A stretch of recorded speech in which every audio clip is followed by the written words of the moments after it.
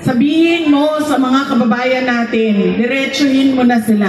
Nakikiusap ako sa kanila.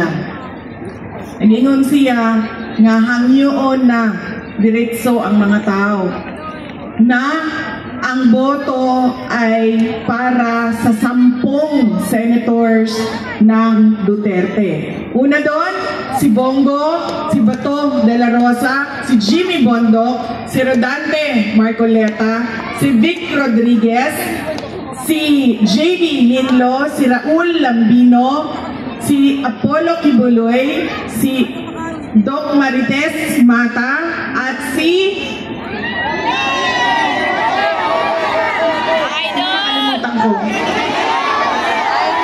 Philip Salvador. Ayan, memorize niya na. Maraming salamat. Mas memorize pa ninyo ang listahan kesa sa akin. Yan ang 10 senador na ipinapakiusap ni Pangulong Duterte. Bakit kailangan natin 10 diretso kaagad ang ating mga senators? Una, dahil kapag hinaluan ninyo yan ng ibang politika o ibang grupo at partido, magkakagulo lang yan.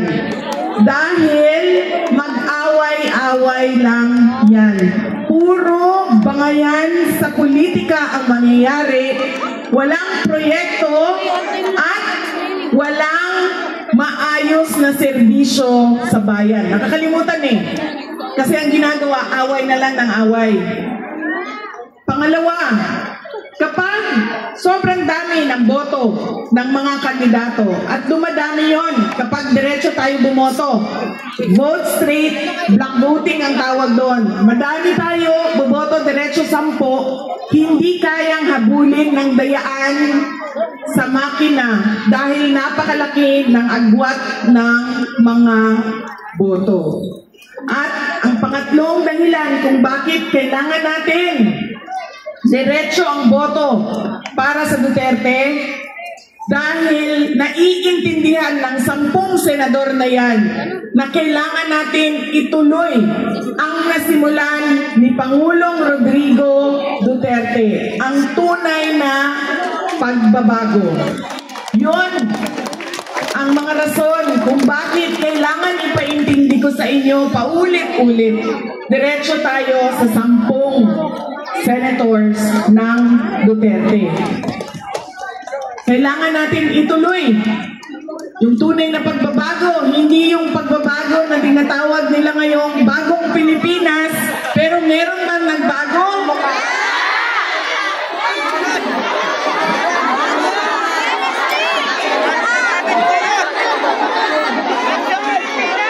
Wala. Wala nagbago. At hindi ko alam bakit nila sinasabi na ito na yung bagong Pilipinas. Dahil ang dami ng anomalya sa budget, mga blanco sa loob ng budget na pwede mong lagyan kung magkano ang pera na ilalagay mo dyan. Hindi pwede yan. Hindi bawal yan sa batas. Ngayon lang nagawa na blanco ang mga amounts o halaga ng pera na ilalagay sa mga proyekto. Pangalawa,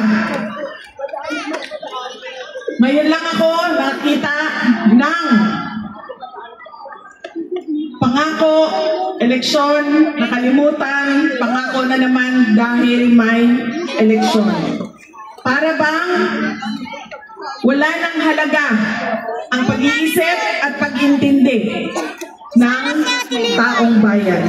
Kaya mahalaga na diretso ang boto natin para sa mga senators ng Duterte. Tulad na lang din na kapag pumili kayo ng mayor at pinili ninyo si Yorme, ay iboto ninyo diretso ang kanyang mga kandidato.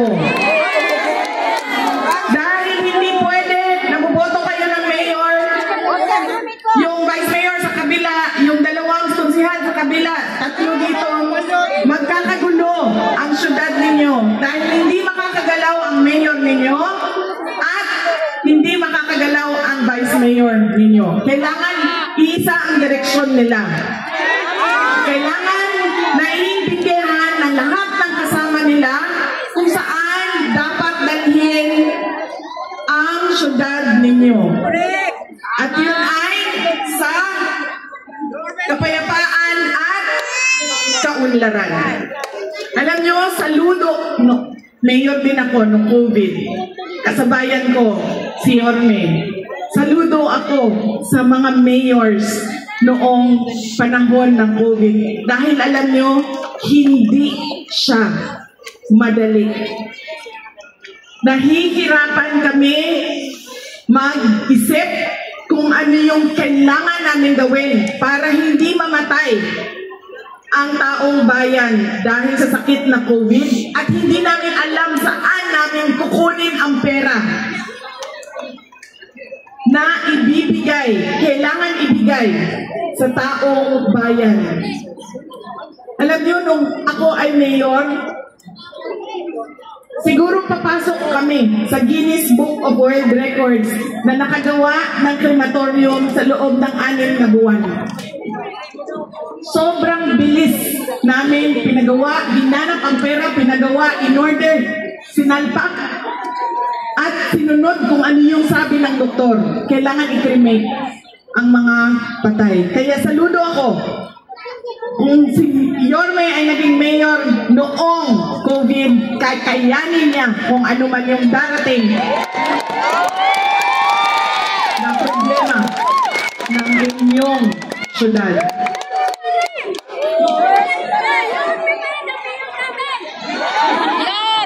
Kaya kailangan magkaisa tayong lahat ngayon.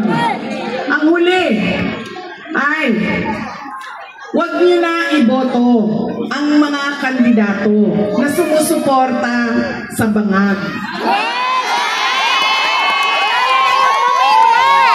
Bakit?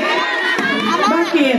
Kasi para bang sinasabi nila na bangag okay lang na hindi mo tuparin ang pangako mo sa kampanya.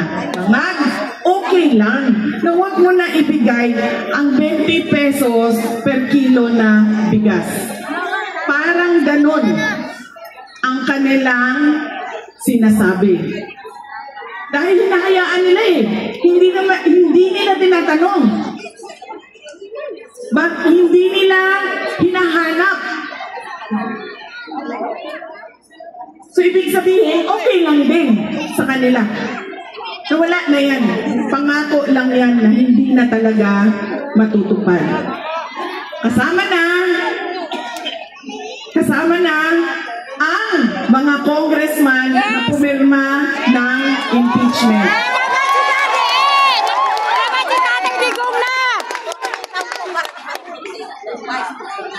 Kaya, kasi kasabot din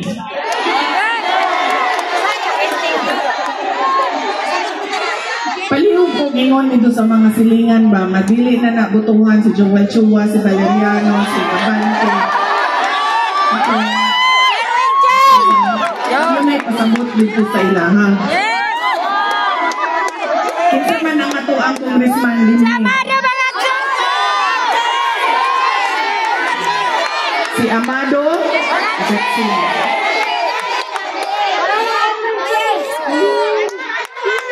kasi sa totoo lang, no, hindi ko talaga alam kung anong plano ng administrasyon na ito para sa ating bayan. Para tayo ay maalis sa kahirapan. Dahil ang napapansin ko, hinahabol lang nila ako lagi. Si Inday Sara.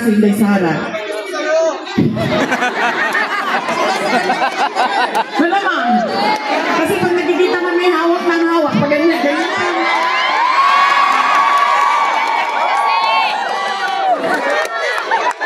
Ang liit-liit naman.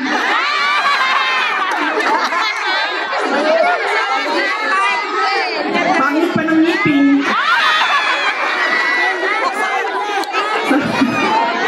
Sabi nila pag nag-droga daw, ganun daw talaga, pangit ang ngipin. Kasi ano daw sa... Sandali. Wala ako sa sasabihin ko eh. Hinahabol nila ako. Hinabol nila ako ng hinabol. Binanatan, pinailan ng impeachment, tapos nandyan pa rin si Inday Sara. Gawin natin, nakawin na lang natin yung kidnapin natin yung tatay niya.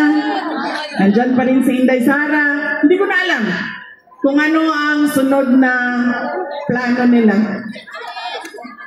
Ang gusto ko lang malaman, ano ba ang plano nila para sa bayan? Maliban sa paulit-ulit na pangako na hanggang ngayon hindi naibibigay sa taong bayan.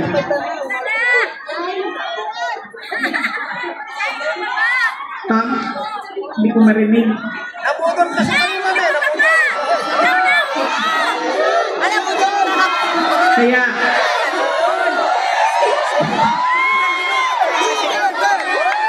huwag natin kalimutan, kailangan natin magkaisa. Diretso ang senador natin, diretso ang ating mga kandidato sa syudad ng Maynila.